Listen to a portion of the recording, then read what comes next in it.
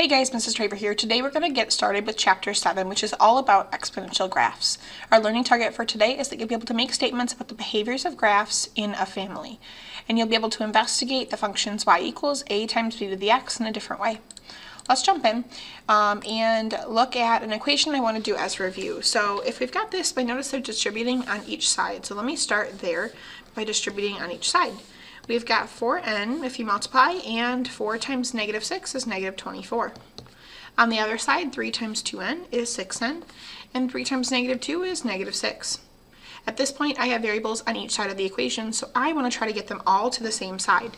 So let's move all the n's to the right. I'm going to do that by subtracting 4n from both sides, so that it's gone from the left. I'm also in the same step going to move the variables I'm going to move the numbers to the left, so I'm going to add 6 to both sides as well. On the left now I'd be left with negative 18, and on the right, 2n. From here I can divide both sides by 2 and have my final answer that n equals negative 9. That's just a review of solving equations before we get started on today's real lesson. Here we go. This is a kind of throwback question to something we learned earlier in the year about bounce ratios and rebound ratios. When we talk rebound ratios, what I really mean by that is what is the multiplier? That's how we've been calling it. And so here's a situation where I had a ball and it was dropped from some height and it bounced once, and then it had a different height, and then it bounced a second time, and this was the height, and then the third time, and this was the height, and the fourth time, and it's getting lower and lower to the ground. So I know when it's getting multiplied by something, it's getting multiplied by some number each time, and it's going to be a decimal since it's getting smaller. To figure out my rebound ratio, I could take two of these numbers and divide them. So I'm going to do that. My rebound ratio, or multiplier, b, I can use the first two, 67.6 and 84.5 to divide. Let me grab a calculator so I can pull that on screen and see what we get. 67.6 divided by 84.5, 0.8. So 0.8 is my multiplier.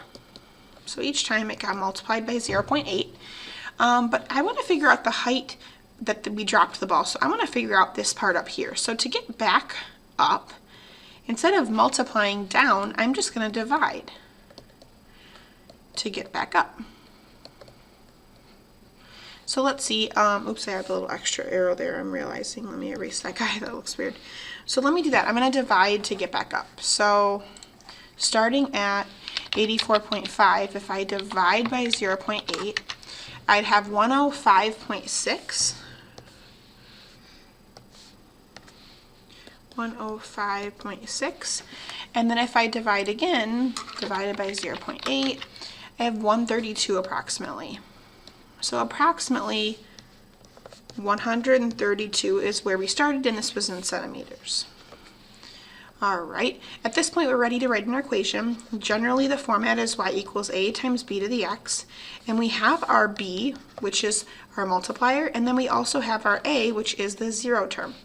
So I can write my equation 132 times 0.8 to the x. Let's jump in with another one. This one, the table is fully filled out, and I want to know how many computers there are on day 3. So this looks like we've got an infection in computers, and notice the uninfected, the healthy computers, are going down because they're getting infected as days go on. So I want to know what's happening at day 3. So I have to figure out what the multiplier is from one to the next to do so.